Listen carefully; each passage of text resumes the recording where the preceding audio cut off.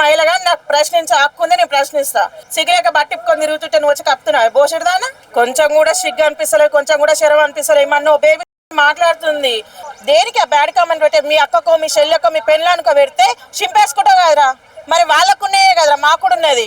పొయ్యిలమైన కుక్కలు దెంగి తిని అరయక ఏం పని ఉంది? కామెంట్లలో నన్ను తిట్టేటోళ్ళకి ఒకటే చెప్తున్నా, నన్ను తిడితే నాకు ఒరియేదేం లేదు. ఈ పక్క కూడా రాలిపోదు, ఫస్ట్ అది గుర్తుపెట్టుకోను.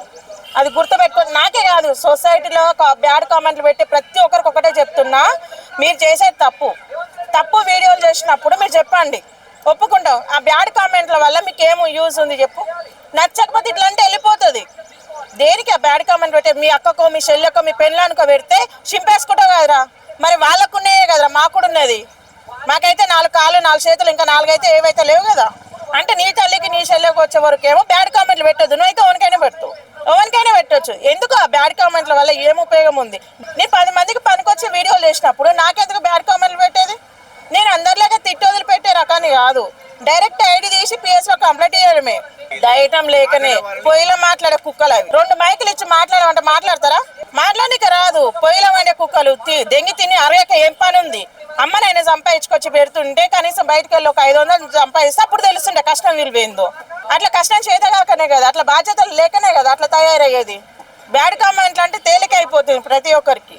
సపోర్ట్ చేయడానికి చేత కాదు, కానీ చెప్పు అందుకొని కొట్టాలి. కొట్టేటోళ్ళు లేకనే అట్లా అవుతారు. వాళ్ళకి సిగ్గులేక బట్టిప్పుకొని తిరుగుతుంటే నువ్వు వచ్చి కప్తున్నావు బోషెడదానా? కొంచెం కూడా సిగ్గు అనిపిస్తలేదు, కొంచెం కూడా శరం అనిపిస్తలేదు. మన బేబీ మాట్లాడుతుంది మగోళ్ళ గురించి, ఆడోళ్ళని ఎంత తక్కువ చేసి మాట్లాడుతున్నావు. నీ దగ్గర ఇంటర్వ్యూలు తీసుకున్న వాళ్ళ సిగ్గు లేదు అని మాట్లాడుతుంది. నువ్వు వచ్చి ఒకసారి వచ్చి మాట్లాడు, తెలుస్తుంది.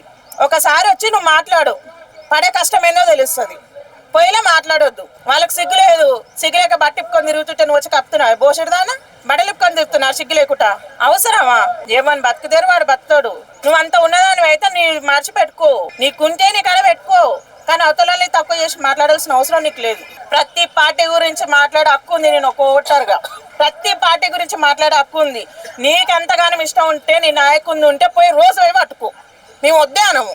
వాళ్ళ పిల్లలది పట్టుకో, వాళ్ళ ఇంట్లో ఉన్న వాళ్ళ అందరు పట్టుకో, మాకు నష్టం ఏం లేదు. మేము వద్దానము. నేను ఒక ఓటర్గా ఒక భారతీయ మహిళగా నాకు ప్రశ్నించే హక్కు ఉంది, నేను ప్రశ్నిస్తా. నీకు దమ్ముదైనా ఉంటే ఎదురుగా వచ్చి మాట్లాడు. ఎదురుగా రానికి శాత కాదు, అన్నీ నాకు వచ్చే మాటలు వేరే ఉంటాయి. సిగ్గు ఉండాలి కొంచెం అయినా.